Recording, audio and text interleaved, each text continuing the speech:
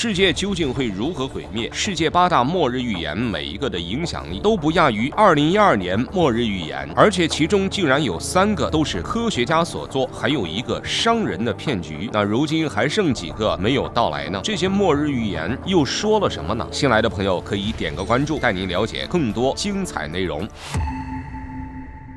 2012世界末日的预言曾牵动着全球人类的心，不少人心惊胆战，害怕自己就这样突然死去，所以不少人做出了很多荒唐的事情，比如向不该表白的人表白，散尽家财只为最后一乐，立地成佛炒老板鱿鱼等等。不过如今看来，所谓的世界末日也只是一次闹剧，或许只是人们回忆中的一次笑料。不过这种笑话历史上可不止发生过一次，尤其是西方世界，每隔一段时间都会有末日预言诞生，且每一次都搞得他们人心惶惶，不少人因此被骗得倾家荡产。下面我们要说的就是在近代发生的让无数人陷入恐慌的8大末日预言。第一个末日预言就是约瑟夫·史密斯预测的世界末日战争。在西方基督教的圣经中曾提到末日审判和救世主降临，不过关于这一点，基督教的众多分支教派都有不同的版本，而约瑟夫·史密斯就是摩门教的创始人。约瑟夫是虔诚的基督教徒，但在长期对圣经的研究中，他发现自己的很多理解都与基督教有很大的差别。于是在1830年，约瑟夫脱离传统基督教，创立摩门教会。最开始这个教会并没有自己的名字，直到8年后，约瑟夫声称突然受到上帝的启示，将教会改名为耶稣基督后期圣徒教会。这一教会遵从的理念相当复古，遵守的是公元1世纪最原始教会所遵守的教条。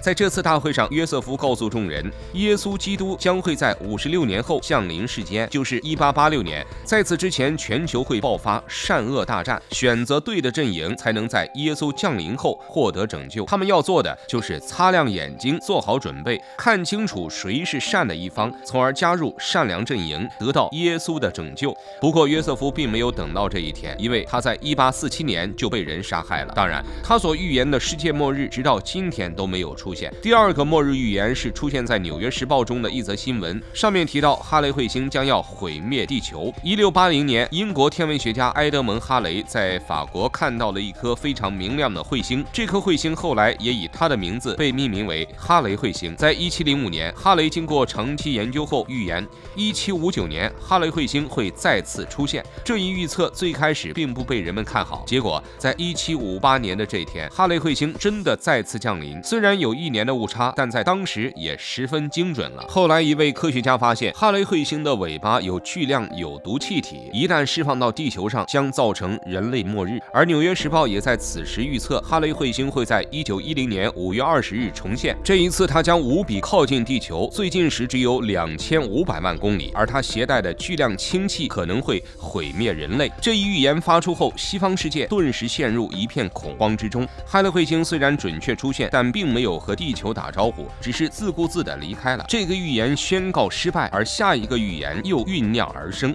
如果我告诉你明天就是世界末日，劝你挥霍掉所有的财产，你会怎么做？你可能觉得我疯了，但美国人当年就真的信了。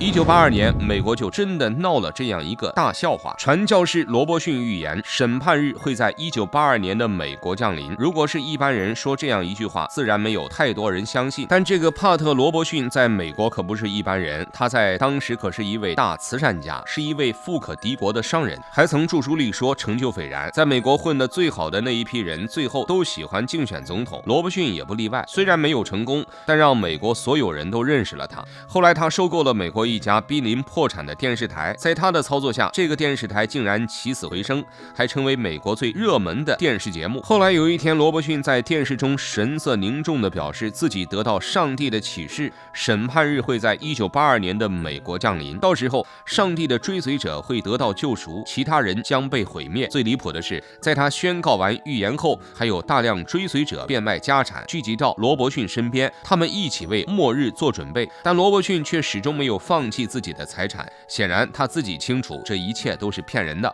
于是在1982年，无数人静静等待审判降临时，一切都那么安静，什么也没有发生。第4个预言是美国天堂之门预言，说在1997年人类将迎来末日。这次预言也和彗星有关。一个名为哈尔波普的彗星，在1995年被人们发现，发现的人正是哈尔和波普。他们经过研究后发现，这颗彗星运转周期长达3000年，也就是说，人们下次想要见到它，要在3000年之后。本来发现彗星也不是什么特别大的事情，但此时民间却流传出一种说法：有人在观察这颗彗星的时候，看到其背后隐藏着外星飞船，这些飞船的目的地就是地球。与此同时，圣地亚哥的一个名为天堂之门的组织开始向世人宣布，1997年人类将进入末日，只有得到天堂之门的庇佑，才能远离末日，前往天堂。其实这个预言更像是一个骗局，和给秦始皇打钱一样，都是坑骗那些单纯的人。事实上，1997年什么也没有发生，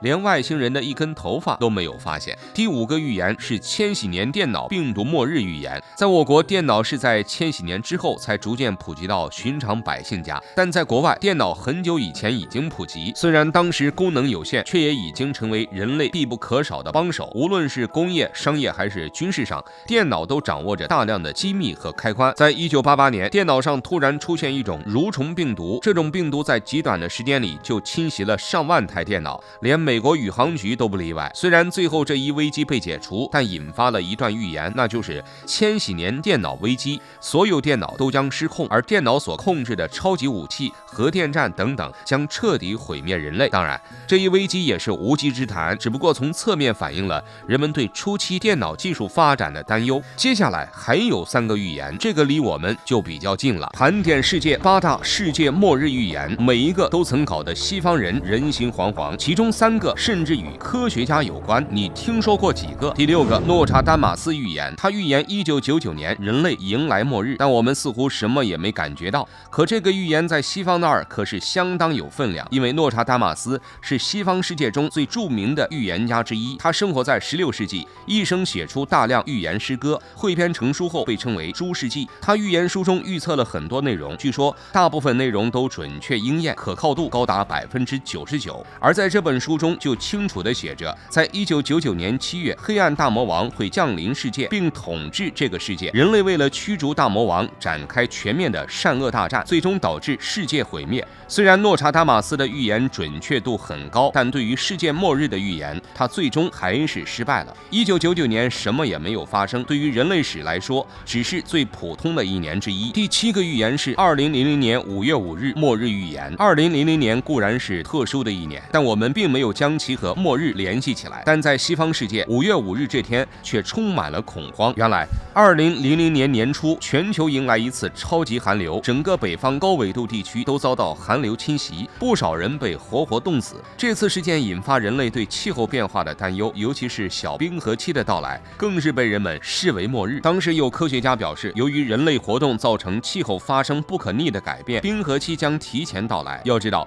冰河期的气候条件是非常残酷的，根本不适合人类生存。即便人类能生存下来，缺少赖以为生的粮食，又能活多久呢？就是在这种背景下，才有了2000年5月5日世界末日的预言。当然，这个预言同样没有实现。最后第8个预言是美国一名牧师做出的2008年秋季末日预言。关于2008年，我们印象最深的可能就是奥运会，除此之外还有南方的雪灾、汶川地震等等。虽然灾难比较多，但我们从未和世界末日联系在一起，但在西方却有很多人陷入恐慌。2006年，上帝教会的牧师罗纳德·维恩兰德写了一本名为《上帝最后的见证者》一书，在书中他预言2008年将有数十亿人因各种原因死去，美国也会在这一年彻底瓦解。韦恩兰德称，这些是上帝传达给他的旨意，他是冒着巨大的风险将这个消息披露出来，希望人们早做准备。当时上帝教会已经有50万名信徒，还有不少平民也对这一预言深信不疑，所以在2008年秋季，他们始终生活在惶恐之中。当然，最后的结局同样没有什么悬念，这一预言也完全子虚乌有。这8大预言的失败其实告诉我们一个道理，与其相信所谓的末日预言，不如把握现在，过好生活的每一天。看到这里，您有什么想说的呢？欢迎在评论区留言。